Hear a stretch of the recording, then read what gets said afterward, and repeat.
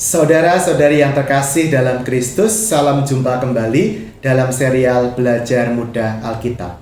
Kita tiba pada pembahasan kita mengenai surat pertama Rasul Paulus kepada jemaat di Korintus.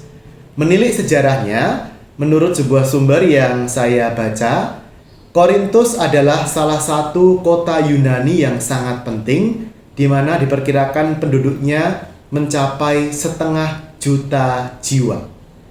Paulus mengunjungi kota Korintus ini dalam perjalanan misi beliau yang ketiga. Surat ini ditulis di kota Efesus di Asia Kecil di sekitar tahun 55 Masehi. Apa isi pokok dari surat Rasul Paulus yang pertama kepada jemaat di Korintus? Ada beberapa bahan utama. Yang pertama adalah usaha dari Rasul Paulus untuk mendamaikan perselisihan atau perpecahan yang ada di tengah umatnya. Dan inilah yang langsung kita baca dalam bab 1 dari surat 1 Korintus ini. Dikatakan seperti ini. Aku menasihatkan kamu, saudara-saudara, demi nama Tuhan kita Yesus Kristus, supaya kamu seia sekata dan jangan ada perpecahan di antara kamu, tetapi sebaliknya supaya kamu erat bersatu dan sehati sepikir. Yang aku maksudkan ialah bahwa kamu masing-masing berkata, aku dari golongan Apolos, atau aku dari golongan Kefas, atau aku dari golongan Kristus. Adakah Kristus terbagi-bagi? Adakah Paulus disalibkan karena kamu? Ataukah adakah kamu dibaptis dalam nama Paulus? Dan sebagainya.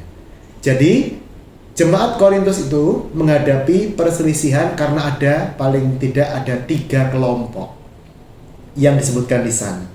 Yang pertama, ada yang mengaku sebagai kelompok Apolos. Apolos itu adalah seorang rasul yang lain selain Rasul Paulus. Kemudian ada Rasul Paulus sendiri tentunya, ya. Dan kemudian ada juga golongan Kefas. Kefas itu siapa? Kefas itu adalah nama lain dari Santo Petrus. Jadi ada yang lebih mendukung, mengikuti, menjadi supporter dari ajaran atau teladan Santo Santo Petrus dalam jemaat di Korintus ini. Nah, Rasul Paulus mengingatkan bahwa yang terpenting itu bukan siapa tokohnya dalam kehidupan jemaat. Yang terpenting adalah iman yang satu kepada Kristus Yesus. Itulah yang disampaikan dalam bagian-bagian awal dari 1 Korintus ini. Kemudian saudara-saudari, bagian yang berikutnya nanti di bab 6 berbicara tentang tata moral Kristiani. Di sana Rasul Paulus menjelaskan nasihat melawan percabulan, hawa nafsu, dan sebagainya.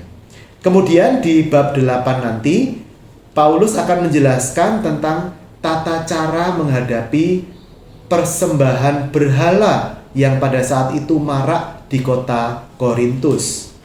Dan nanti, bab 12 dan seterusnya, Paulus akan berbicara tentang karunia-karunia Roh Kudus, termasuk di dalamnya pengajaran mengenai bahasa roh. Namun yang terpenting adalah ajaran cinta kasih yang nanti disampaikan di bab 13 yang semacam menjadi pusat dari surat 1 Korintus ini. Gongnya adalah tentang apa? Tentang kebangkitan. Jadi surat kepada jemaat di Korintus ini memuat juga banyak sekali pokok-pokok iman yang sangat berguna untuk kita. Mari kita cermati satu persatu dalam pembacaan dan belajar kita. Tuhan memberkati dan menyemangati kita dalam usaha kita untuk semakin mencintai Alkitab. Dalam nama Bapa dan Putra dan Roh Kudus. Amin.